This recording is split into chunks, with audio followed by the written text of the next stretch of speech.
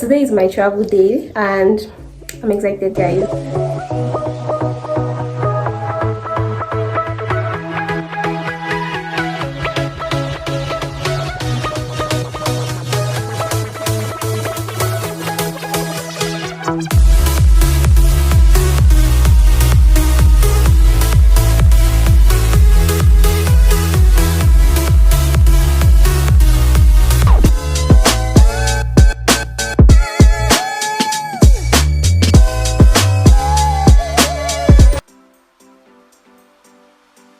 Hi fam, welcome to my YouTube channel. If this is your first time, thank you for tuning in.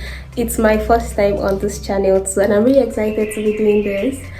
Today is my travel day and I'm excited, guys, like really happy because it's been a whole year and I feel like this rest, I'm just really grateful for it because I'm hopefully going to take you guys along on the journey too. I was traveling alone to Lagos airport, so I booked a cab from Ibadan.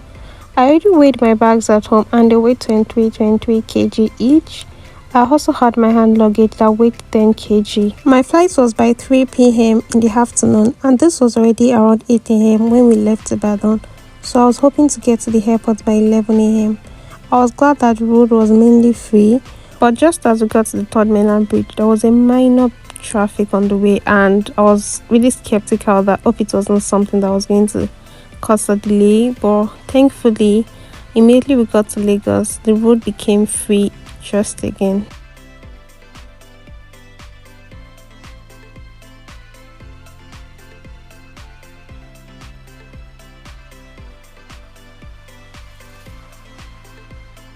Just as we parked at the airport, there were people who were selling a ticket for the trolley for 2,000 naira, which I was able to get one. As you see this point here, things almost went south. Like, let me just pause the video to give you guys a full gist of what happened here. So immediately I entered this place, there were like about 2 different checkpoints for the luggage you had inside your bag. Apparently, they had banned goods that you were not supposed to be able to carry outside Nigeria, and this now includes crayfish, ogbono, dried fish, dried pomo, and whatnot. Oh my god, I had to pay for having smoked fish inside my luggage, and I was even trying to be smart and not let them open my bag, but guys, it didn't work. Like, thank god I was able to get like a reduced fee, but I still had to pay for carrying smoked catfish, guys. And that was not all. Like, I wasn't even able to vlog all the check-in process at all, which almost made me give up on this vlog because the airline I was flying with, which is Air Rwanda, they told me that the hand luggage, the 10 kg hand luggage and my handbag were supposed to be 10 kg altogether. I wasn't entitled to have a 10 kg hand luggage rather, and then an handbag as well. So the both of them had to be 10 kg. And guys, if you travel often, you already know that one of the ways like you actually pack extra luggage is to have an handbag with you, so you could stuff more stuff inside, and that was what I did. So both of them together were actually weighing 16 kg. My hand luggage itself was like 9.9 means that I had an extra kg of about 6 kg, guys. Need I remind you that I was at the airport alone. I didn't go with anyone, so I had no one to help me return stuff back home, even if I wasn't going to be traveling with them. So I was now faced with the decision of either letting go of some items that were weighing in my bags, or I had to pay about $150 for the extra baggage. Just kept looking for creative ways to actually ensure that all of my baggage went, and this included going to the restroom, opening my bags, getting out the thick clothing and trying to wear some of them so that it would reduce the weight of my bags. And guys, there was almost nothing I didn't try. I also kept trying to remove some stuff that I felt like were no longer necessary at that point of hot seats. It was a very, very stressful experience. It took me about 30 minutes or thereabouts, but eventually they just told me that I shouldn't bother and that I could actually take everything. I don't know what made them change their mind, but I feel like in the first place it was an unnecessary stressful experience, because normally most airlines don't care about your handbag or your laptop bag. You could actually have a backpack, your handbag, and just still have your 10 kg baggage. But I don't know if it was the staff that were on duty on that day, or it's a new policy by the airline. Apparently even their website just had 10 kg. I already checked in all of my bags, and this was my boarding pass. I was just so happy that everything went through, and this was me on my way to my boarding gate. You can already see how tired I was looking and how rough my hair was at this point. I mentioned that one of the Air Rwanda staff actually made this video for me. He saw my tripod and was telling me that, oh, he would like to encourage me and just support me, which made him help with this video. Very nice and thoughtful of him. This is him here, and he was leading me to my boarding gate.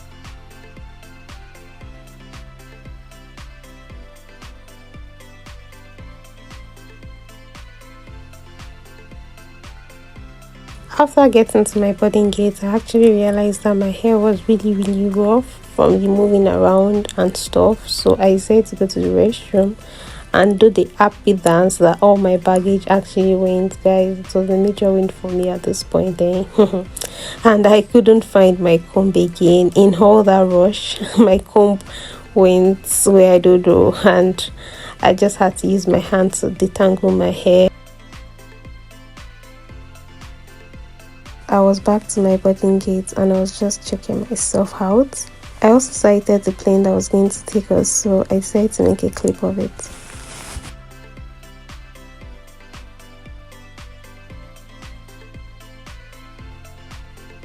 We have been advised by the road control that we have to balance the aircraft, so all passengers seated between 12 and 24 will have to move to the back cabin. That's from 25 and going backwards. Thank you for understanding. We'll have to move everyone seated.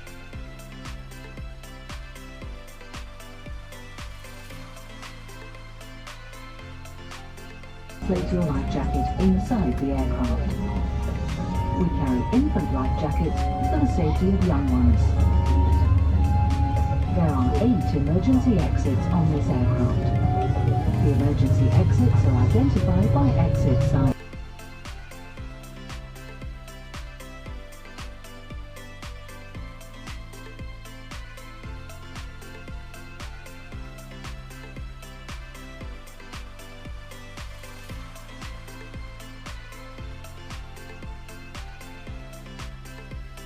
I had my travel companion with me, which was a book, but I decided to actually see a movie because I felt a bit tired and I felt it was going to help me sleep before getting to Kigali.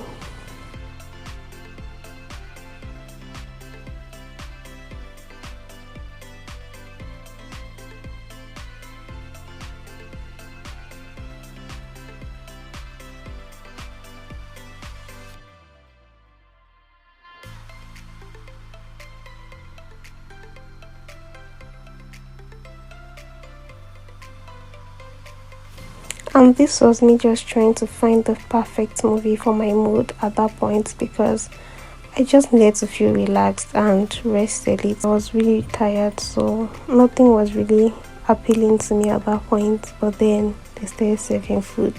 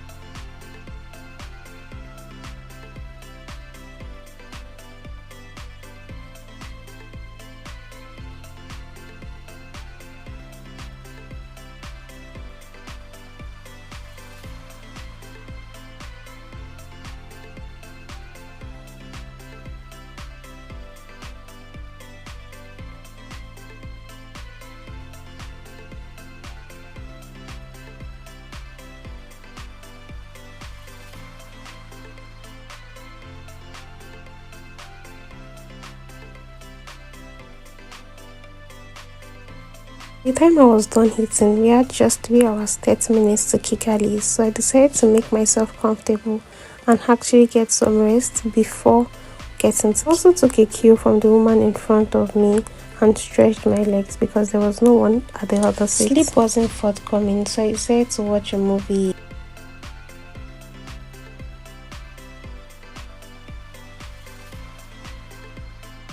There was another round of serving for tea and drinks, and I requested for this ginger tea, which was really nice, by the way.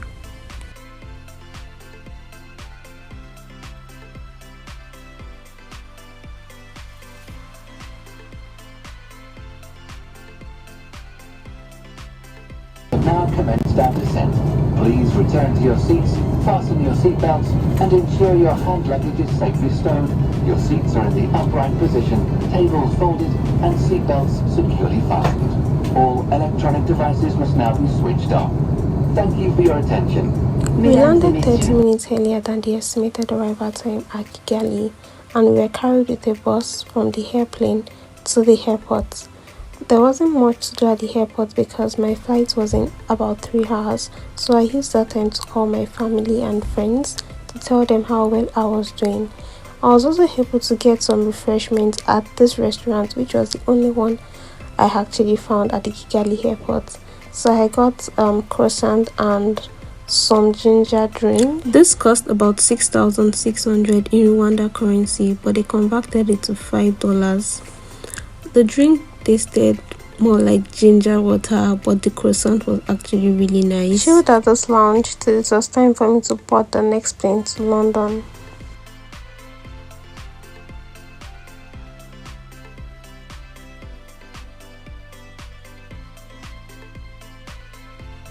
Immediately we boarded the next flight going to London. I went to the restroom to freshen up. This just helped me realize that the plane that brought us from Nigeria was almost identical to the plane that was taking us to London. This was a first for me because most airlines that I have boarded before always used a lesser plane from Nigeria to their home country, then a better plane, bigger and better plane from their home country to London.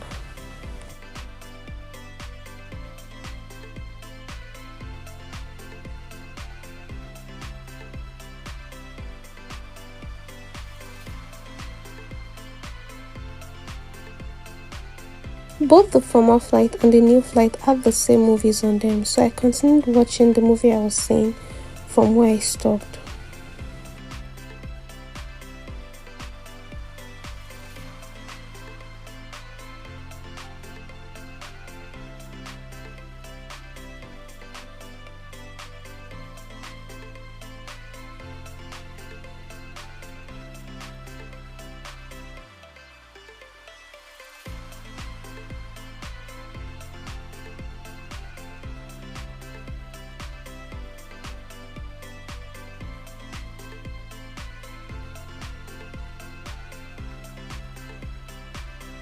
I was actually a bit full from the refreshments I got at the Kigali airport, so I couldn't finish the food. After I was done eating, I tried to sleep on this flight, but that was next to impossible, and this was because we had consistent turbulence throughout the night. We had several announcements, about 21 announcements in total, if I counted correctly, and I wasn't sure if it was because of the route we passed or because of the weather, but the seatbelt signs were just on throughout, and every time I opened my eyes it seemed like we're not even close to landing here. At this point they had put on the lights and it was close to us landing, and this was me looking like I had not slept a wink all through the night.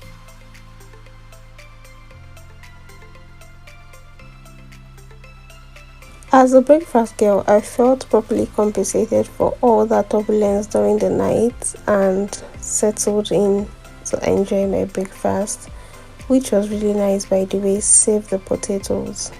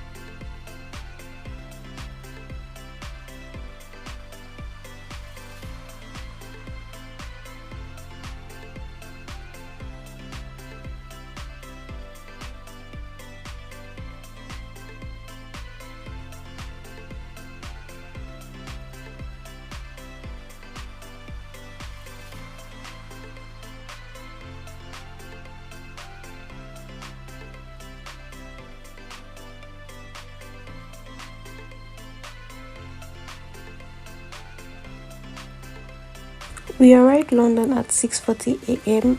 but we're not allowed to disembark until 7:15 a.m. Point, I already received a text from my uncle T saying it was 5 minutes away and I should let him know when I was done with the immigration checks and all. Guys, there was this really long walk to freedom. That's what I normally call it. I was just really happy that I made it to my destination safe and sound, no hassle whatsoever. Then I had to put my camera aside because of, immigration checks. Got a trolley and went to pick my baggage. Trolley is free in London, by the way.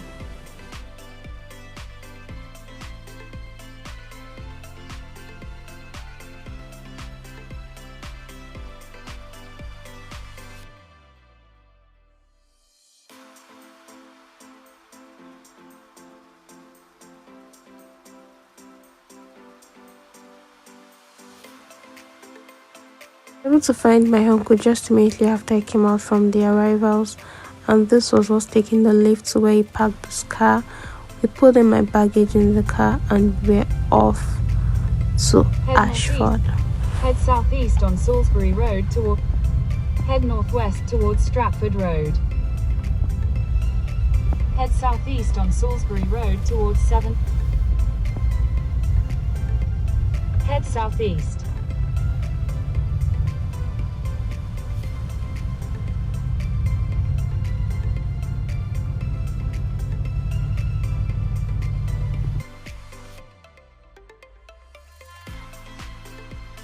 If you watched my video up to this point, thank you very much. Hope you enjoyed watching.